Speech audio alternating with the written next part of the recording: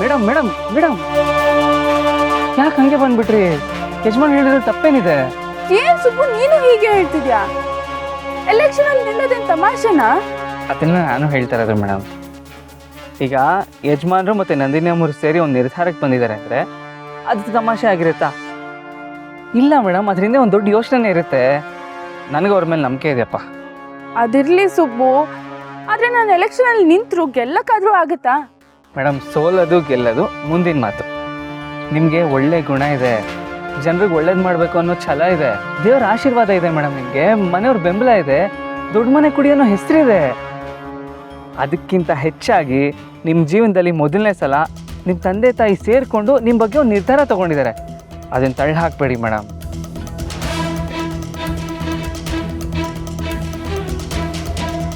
ಆದ್ರೆ ನಾನು ಇಷ್ಟು ದೊಡ್ಡ ಜವಾಬ್ದಾರಿನ ನಿಭಾಯಿಸೋದಕ್ಕಾದ್ರೂ ಆಗುತ್ತಾ? ಅಯ್ಯೋ, ಆಗುತ್ತೆ ಮೇಡಮ್. ನಿಮ್ಮ ಬಗ್ಗೆ ನಿಮಗೆ ಗೊತ್ತಿಲ್ವಲ್ಲ, ನಿಮ್ಮನ್ನು ನೀವೇ ಅರ್ಥ ಮಾಡ್ಕೊಂಡಿಲ್ವಲ್ಲ ಮೇಡಮ್. ನೀವು ಎಂತೆಂಥ ಜವಾಬ್ದಾರಿಗಳನ್ನ ನಿಭಾಯಿಸಿದ್ದೀರಾ, ಇದು ನಿಮ್ಗೆ ಕಷ್ಟ ಆಗಲ್ಲ. ಅದು ಅಲ್ಲದೆ ಈಗ ಅದೃಷ್ಟನೂ ನಿಮ್ಮ ಕಡೆನೇ ಇದೆ. ಅದೃಷ್ಟನಾ? ಹಾಂ, ಈಗ ನೀವು ನನ್ನ ಪ್ರೀತಿಸ್ತಾ ಇದ್ರಿ, ಅದು ನಿಮಗೆ ಗೊತ್ತಿರಲಿಲ್ಲ ಅಲ್ವಾ? ಈಗ ನೀವು ನನ್ನ ಜೊತೆನೇ ಇದ್ದೀರಾ, ನನ್ನ ಜೊತೆನೇ ಬದುಕ್ತಾ ಇದ್ದೀರಾ. ಹಾಗೆ ನಿಮಗೆ ತಾಯಿ ಪ್ರೀತಿ ಸಿಗಬೇಕು ಅಂತ ಆಸೆ ಇತ್ತು, ತಂದೆ ಕಾಳಜಿ ಬೇಕು ಅಂತ ಆಸೆ ಇತ್ತು. ಈಗ ಅವ್ರು ನಿಮ್ಮ ಜೊತೆನೇ ಬದುಕ್ತಾ ಇದ್ದಾರಲ್ವಾ, ಇಬ್ಬರು ಸೇರಿ ಬದುಕ್ತಾ ಇದ್ದಾರಲ್ವಾ. ಈಗ ಅದ್ರ ಜೊತೆಗೆ ಅವರಿಬ್ಬರೇ ಸೇರಿಕೊಂಡು ನಿಮ್ಮ ರಾಜಕೀಯದ ಬದುಕಿನ ಬಗ್ಗೆ ನಿರ್ಧಾರ ತಗೋತಾ ಇದ್ದಾರೆ. ಇದರಿಂದ ಏನು ಗೊತ್ತಾಗುತ್ತೆ ಹೇಳಿ? ಏನ್ ಗೊತ್ತಾಗುತ್ತೆ? ಜೀವನ ಅನ್ನೋದು ಅಂದ್ಕೊಂಡ ಹಾಗೆ ನಡೆಯೋದಲ್ಲ.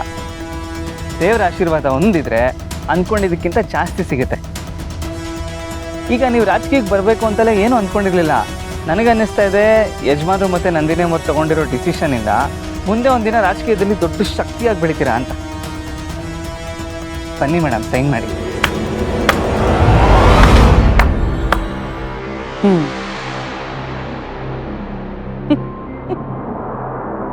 ನಿಮ್ಮ ಅಪ್ಪನಿಗೆ ತಲೆ ಕೆಟ್ಟಿದ್ಯಾ? ರಾಜಕೀಯ ಅನ್ನೋದು ಮಕ್ಕಳಾಟ ಅಲ್ಲ. ಅವನಿಗೆ ಚೆನ್ನಾಗಿ ಗೊತ್ತಿದೆ ಅವನ ಎಲೆಕ್ಷನಲ್ಲಿ ನಿಂತರೆ ಖಂಡಿತ ಸೋಲ್ತಾನೆ ಅಂತ. ನನ್ನ ಮುಂದೆ ನಿಂತು ಗೆಲ್ಲೋದಕ್ಕೆ ಧೈರ್ಯ ಇಲ್ಲ ಅಂತ ನಿನ್ನನ್ನು ಮುಂದೆ ಇಟ್ಕೊಂಡು ಆಟ ಆಡ್ತಿದ್ದಾನೆ. ನೀನು ಗೆಲ್ಲೋದಿರಲಿ, ನಾನೇ ನಿನ್ನನ್ನು ಹೊಸ್ಕಾಗ್ತೇನೆ. ವಿಜಯಾಂಬಿಕಾ,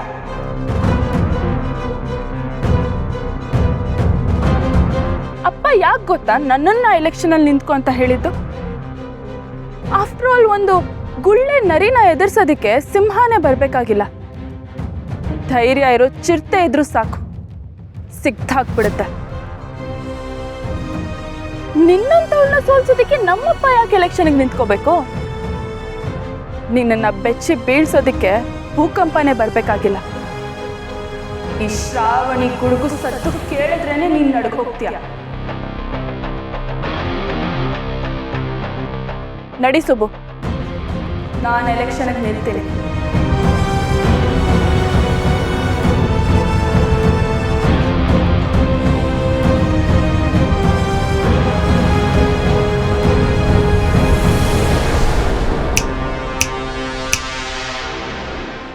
ಒಂದ್ ಮಾತು ಬರ್ತಿಟ್ಕೊ, ನೀನ್ ಸೋಲೋದು ನನ್ನಿಂದ.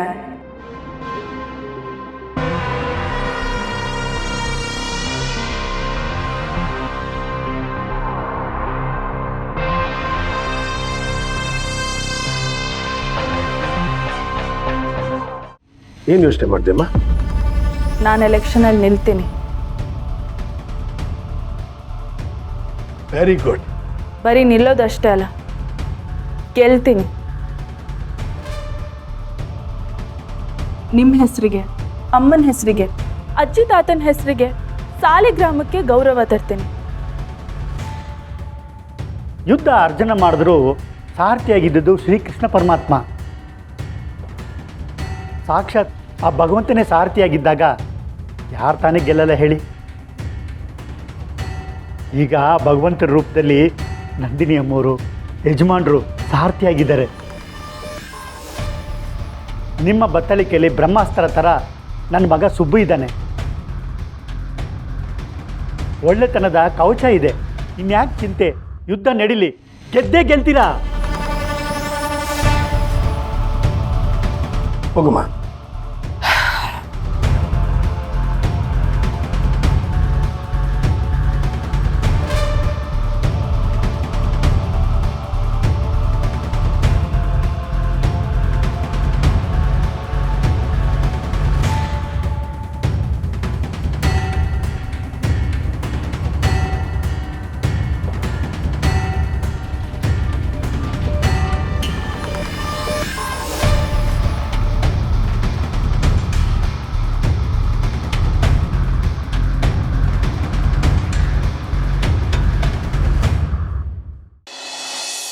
ಮೇಡಮ್ ನಿಮ್ಮ ತಮ್ಮಂಗೆ ನೀವು ಮೋಸ ಮಾಡಿದ್ರಿ ಅಂತ ವದಂತಿ ಹರಿದಾಡ್ತಿದೆ, ನೀವೇನು ಹೇಳ್ತೀರಾ ಮೇಡಮ್? ಯಾರ್ರೀ ಹಾಗೆ ಹೇಳಿದ್ದು? ಮಾಡಿ ಅವರೇ ಹೇಳ್ತಿದಾರಲ್ಲ ಇದೆಲ್ಲ ವದಂತಿ ಅಂತ. ನೋಡಿ, ರಾಜಕೀಯದಲ್ಲಿ ಇಂಥ ಗಾಳಿ ಮಾತುಗಳೆಲ್ಲ ಸರ್ವೇ ಸಾಧಾರಣ. ಹಾಗಾಗಿ ನಿಮ್ಮ ಪ್ರಶ್ನೆಗೆ ನಾನು ಉತ್ತರನೇ ಕೊಡಬೇಕಾಗಿಲ್ಲ. ಒಳ್ಳೇದು ಮಾಡಿದ್ರೆ ದೇವರು ವರ ಕೊಡ್ತಾನೆ, ತಪ್ಪು ಮಾಡಿದ್ರೆ ಶಿಕ್ಷೆ ಕೊಡ್ತಾನೆ. ವೀರೇಂದ್ರ ಸರ್ದೇಸಾಯಿ ತಪ್ಪು ಮಾಡಿದ್ದಕ್ಕೆ ಅವ್ರಿಗೆ ಅವ್ರ ಪಕ್ಷದವರೇ ಟಿಕೆಟ್ ಕೊಟ್ಟಿಲ್ಲ. ಆದರೆ ನನ್ನ ಒಳ್ಳೆತನಕ್ಕೆ ಪಕ್ಷದವರೇ ನನಗೆ ಟಿಕೆಟ್ ಕೊಟ್ಟಿದ್ದಾರೆ. ಅವ್ರು ಮಾಡಿರೋ ಮೋಸಕ್ಕೆ ಅವನಿಗೆ ಅನುಭವಿಸ್ತಿದ್ದಾನಷ್ಟೇ. ಹಾಗಿದ್ದರೆ ವೀರೇಂದ್ರ ಸರ್ ದೇಸಾಯಿ ಆಸ್ತಿ ಕಳ್ಕೊಳ್ಳೋಕ್ಕೆ ಕಾರಣ ನೀವಲ್ವಾ? ಏನು ಹೇಳ್ತಿದ್ದೀರಾ ನೀವು? ನಾನು ಯಾಕ್ರಿ ಅವ್ರ ಆಸ್ತಿ ತಗೊಳ್ಳಿ? ನನ್ನ ಹತ್ರ ಇರೋದೆಲ್ಲ ನಾನು ಕಷ್ಟಪಟ್ಟು ಸಂಪಾದನೆ ಮಾಡಿದ್ದು, ನನ್ನ ಬಿಸ್ನೆಸ್ಸಿಂದ ಬಂದಿರೋದು. ಅವರು ರಾಜಕೀಯದಲ್ಲಿ ಮೋಸ ಮಾಡಿ ಗಳಿಸಿದ ಆಸ್ತಿನೆಲ್ಲ ಕಳ್ಕೊಂಡು ಈಗ ಬೀದಿಗೆ ಬಂದಿದ್ದಾರೆ ಅಷ್ಟೇ. ಅವನು ಮಾಡಿರೋ ಮೋಸ ಪ್ರಪಂಚಕ್ಕೆ ಗೊತ್ತಾಗಿದೆ. ಅದಕ್ಕೆ ಪಕ್ಷದವರು ಜನರು ಎಲ್ಲ ಅವನನ್ನ ಪಾರ್ಟಿಯಿಂದ ಹೊರಗಾಕಿದ್ದು. ನೋಡಿ, ನಾನು ಜನರಿಗೆ ಒಳ್ಳೇದು ಮಾಡಬೇಕು, ಸೇವೆ ಮಾಡಬೇಕು ಅಂತ ಬಂದಿದ್ದೀನಿ. ಅದಕ್ಕೆ ಇವತ್ತು ನಾಮಿನೇಷನ್ ಫೈಲ್ ಮಾಡ್ತಿದ್ದೀನಿ. ನಿಮ್ಮೆಲ್ಲರ ಓಟು, ಬೆಂಬಲ, ಆಶೀರ್ವಾದ ಯಾವಾಗಲೂ ನಮ್ಮ ಮೇಲಿರಬೇಕು. ನಮಸ್ಕಾರ.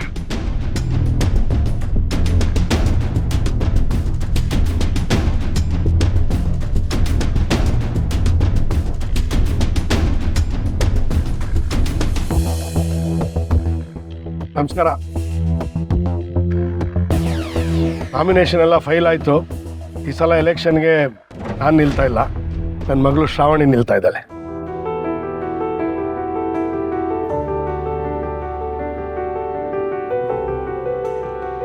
ಸರ್, ಪಾರ್ಟಿ ನಿಮಗೆ ಟಿಕೆಟ್ ಕೊಟ್ಟಿಲ್ಲ ಅಂತ ಎಲೆಕ್ಷನ್ಗೆ ನಿಲ್ತಿಲ್ವಾ?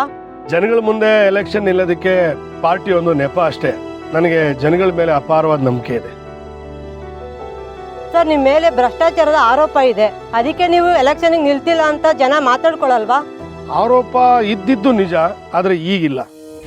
ನಾನು ಆರೋಪಿನೋ ಅಪರಾಧಿನೋ ಆಗಿದ್ದಿದ್ರೆ ಕಾನೂನು ನನ್ನ ಸುಮ್ಮನೆ ಬಿಡ್ತಾ ಇದ್ದ.